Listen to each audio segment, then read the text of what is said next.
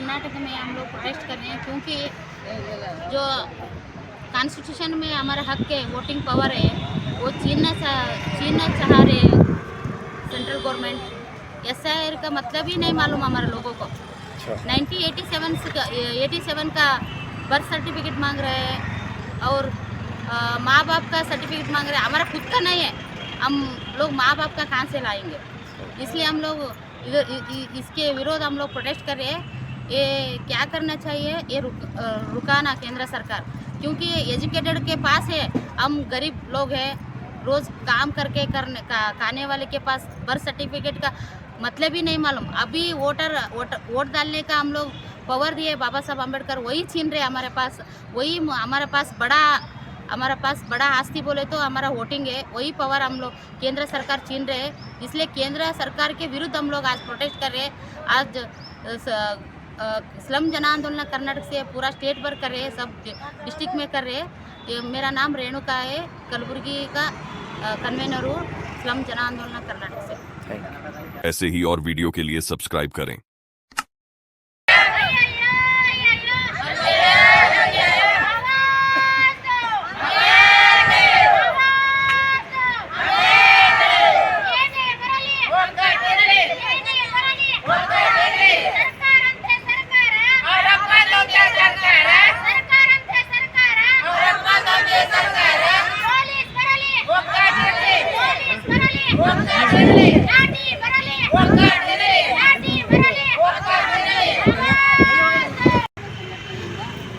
ಈಗಿನ ಕೇಂದ್ರ ಸರ್ಕಾರ ಭಾರತ ದೇಶದಲ್ಲಿ ಚುನಾವಣಾ ಆಯೋಗದಿಂದ ಮೊದಲ ಹಂತದಲ್ಲಿ 12 ರಾಜ್ಯಗಳಲ್ಲಿ ವಿಶೇಷ ಪರಿಷ್ಕರಣೆ ಎಸ್ಐಆರ್ ಸ್ಟಾರ್ಟ್ ಮಾಡಿದೆ ಮ್ಯಾಪಿಂಗ್.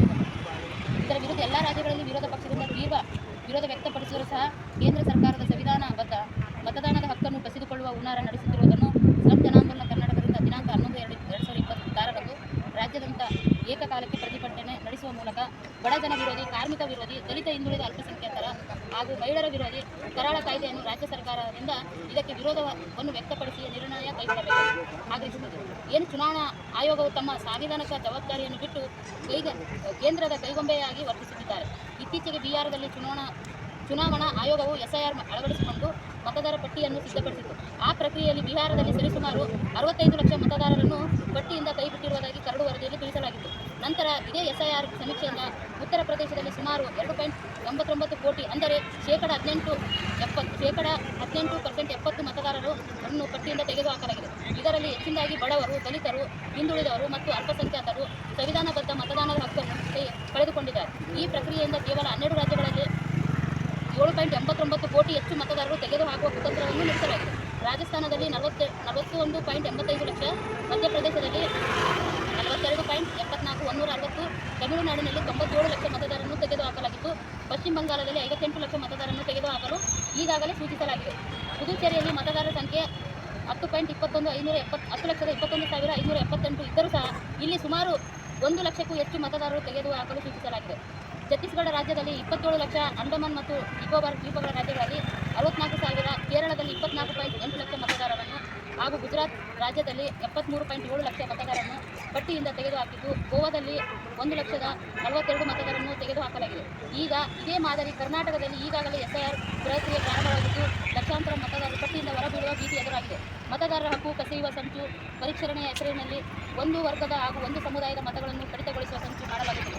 ಬಿಹಾರ ರಾಜ್ಯದಲ್ಲಿ ಚುನಾವಣೆ ಕೆಲವೇ ತಿಂಗಳುಗಳಲ್ಲಿ ಇರುವಾಗ ಅವೈಜ್ಞಾನಿಕವಾಗಿ ಆತುರದಲ್ಲಿ ಮತದಾರರ ಪಟ್ಟಿ ವಿಶೇಷ ತೀವ್ರ ಪರಿಷ್ಕರಣೆಗೆ ಒಳಗಾದ ಬಿಹಾರದಲ್ಲಿ ಲಕ್ಷಾಂತರ ಜನರು ಮತದಾನದ ಹಕ್ಕು ಕಳೆದುಕೊಂಡಿದ್ದಾರೆ.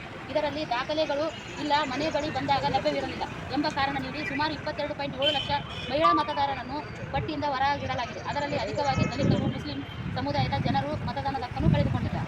ऐसे ही और वीडियो के लिए सब्सक्राइब करें।